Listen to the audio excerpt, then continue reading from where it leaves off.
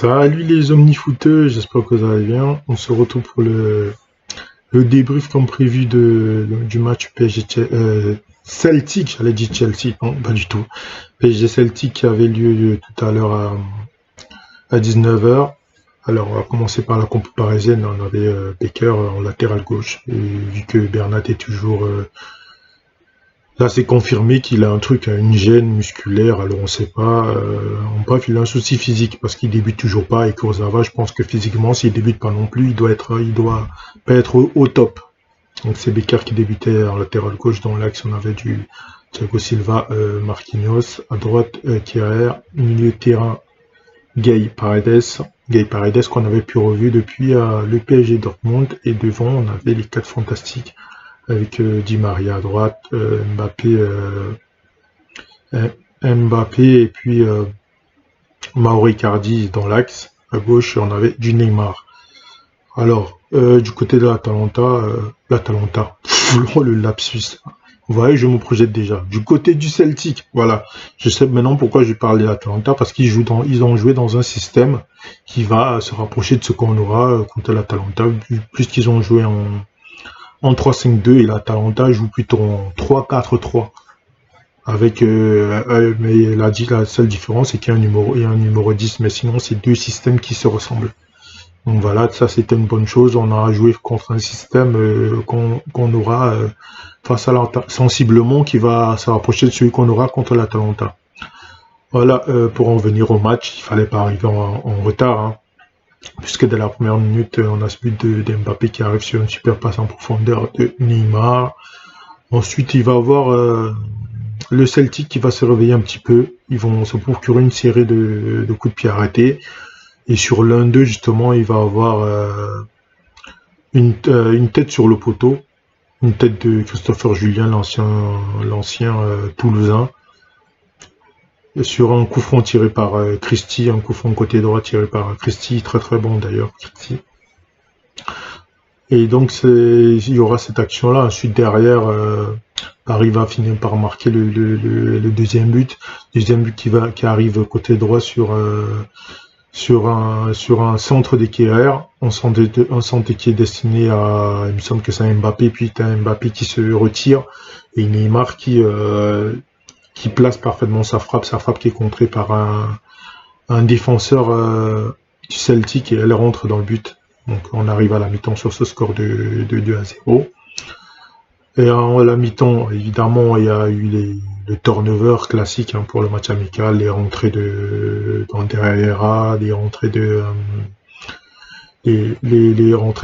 les rentrées de Kimpembe, les rentrées de quelques jeunes, donc Kais Ruiz, donc Kalimundo qui a encore montré de bonnes choses, Kais Ruiz aussi, même si il reste encore un petit peu timide, et Dagba, bref, du turnover quoi.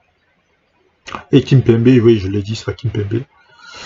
Donc à la 48e, il va avoir ce but, ce troisième but, qui va arriver côté gauche sur un débordement du Kurzawa, qui va tenter un centre piqué à destination de Sarabia qui est trop court, le ballon qui est atterri dans les pieds d'Andrea qui est tout ça dans la surface. Du coup, il reprend de demi-volée du droit et ça fait 3-0. Ensuite, il va encore avoir le Celtic qui va essayer quelques actions. Sans vraiment se montrer réellement dangereux. Et on arrive à cette 67e minute et le quatrième but avec toujours Kurzawa côté gauche qui tente ensemble de sentir les contrées. Il fait le pressing sur le défenseur du Celtic. Défenseur du Celtic qui perd le ballon arrive dans les pieds de Verratti qui parfaitement trouve dans la profondeur d'une superbe louche Sarabia qui reprend demi-volée pleine du carme. Ensuite, il se passera plus grand chose. Paris qui va gérer, le Celtic qui va essayer quelques actions sans vraiment être dangereux. Il y aura quand même une dernière action de Choupo-Moting parfaitement servi en profondeur, mais qui va trop croiser sa frappe du gauche qui va passer juste à côté du poteau. Et ensuite, le match va se terminer sur ce score de 4-0, qui achève du coup notre préparation en vue des finales à venir et ce fameux quart de finale face à l'Atalanta.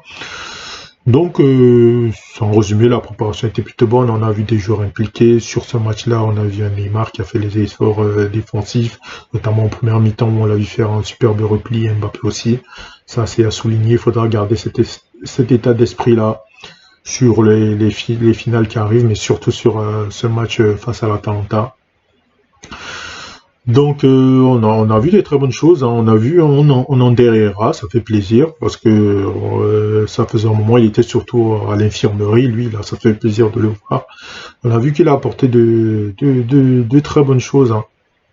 Voilà, et puis les jeunes Kalimundo, je l'ai dit, qui a montré encore de très bonnes choses aussi. Et Choupo qui a fait son match là, classique, hein, dans la discipline, dans le collectif, il a été là. Donc oui, et il y a eu un nouveau match amical qui aura, mais ça ce sera juste avant d'aller en stage pour préparer ce fameux quart de finale de Ligue des Champions face à l'Atalanta, un match amical contre Sochaux, mais ça je vous ferai pas je ferai pas le débrief vu que pour moi voilà c'est une équipe de D2 sans manquer de respect à Sochaux, c'est pas là-dessus que Paris pourra vraiment pouvoir s'appuyer. Sinon, les matchs de coupe qui arrivent, évidemment, je vous ferai des débriefs, notamment la finale de Coupe de France face à Saint-Étienne qui arrive ce week-end, vendredi, notamment.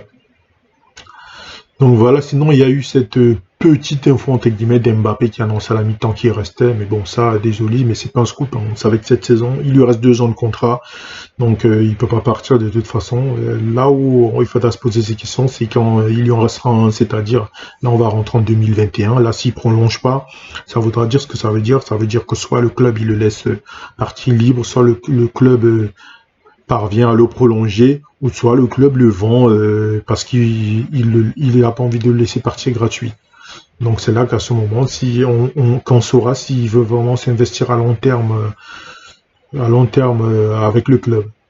Et en tant que supporter parisien, vraiment, bien sûr que j'espère qu'il prolongera, mais ça, on verra à ce moment-là. Pour l'instant, je reste sceptique. Je reste toujours convaincu que son intention, c'est d'aller au Real, mais j'espère qu'il me fera mentir.